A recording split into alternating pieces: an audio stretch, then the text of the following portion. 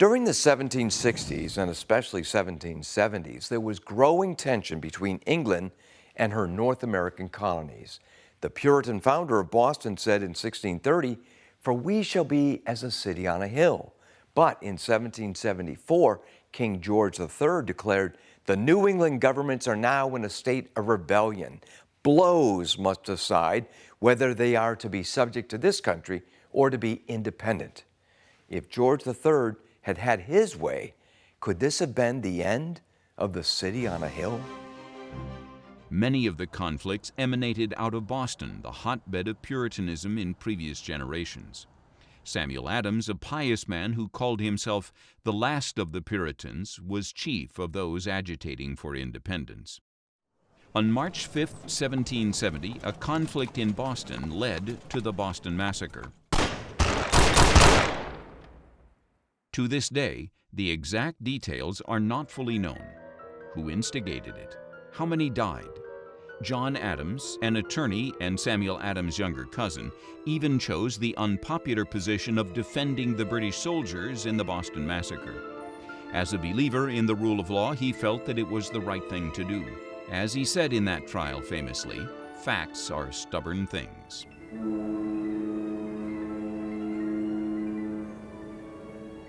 Meanwhile, Great Britain charged taxes without giving the Americans a chance to provide input, thus taxation without representation. The British government gave favor to the British East India Tea Company. They charged a high duty to the Americans for this tea. The Sons of Liberty, under the leadership of Samuel Adams and John Hancock, colonists dressed as Indians, staged the Boston Tea Party in December 1773. After the Boston Tea Party, the British strategically decided to isolate Boston from the rest of the colonies. They passed the Port Act of 1774 with the intention of saying to the other colonies, "You cooperate and we'll just punish Boston." But interestingly, the other colonies rallied to support Boston and stood in unity with their fellow brethren. On June 1, 1774, at midnight, the Port Act went into effect as scheduled. British ships converged into Boston Harbor to begin an indefinite blockade. But England was wrong to think that only Boston took notice. In Philadelphia, the bells of churches were muffled, and they tolled. The ships had their sails at half-mast. In Virginia, a widespread day of fasting and prayer was called on behalf of Boston. One man wrote in his diary, "Fasted all day and attended church." That man was George Washington. Unhappy it is to reflect that a brother's sword has been sheathed in a brother's breast, and that the once happy and peaceful plains of America are either to be drenched with blood or inhabited by slaves. Sad alternative. But can a virtuous man hesitate in his choice? George Washington. Boston was the seedbed for the Revolutionary War, partly because it was congregationalist.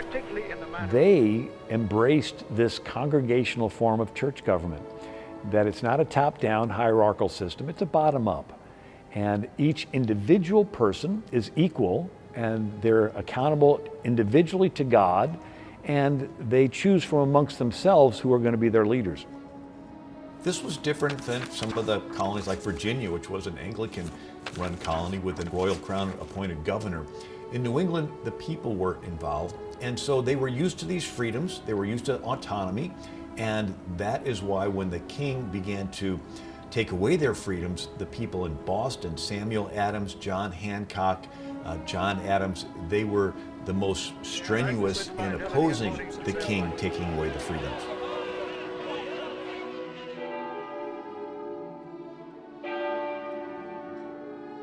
Many of the other colonists were moved to help Boston by sending them food or other material goods. Their fellow colonists could not stand to see the sight of their fellow Americans having to suffer the loss of their civil rights as Englishmen.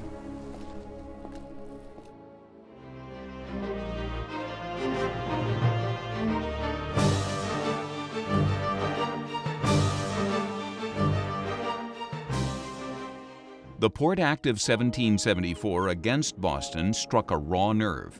But also threatening was the Regulating Act of 1774, effectively nullifying the charters of the colonies. The idea of this was to essentially force the Americans into religious conformity.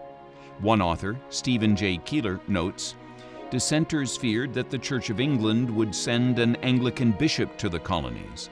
Thus, the whole reason their forefathers had sacrificed to come to America was now in jeopardy. The purpose of the city on a hill that so many had given their lives to create was now at risk." The religious component to the founders separating was actually a central part of our revolution.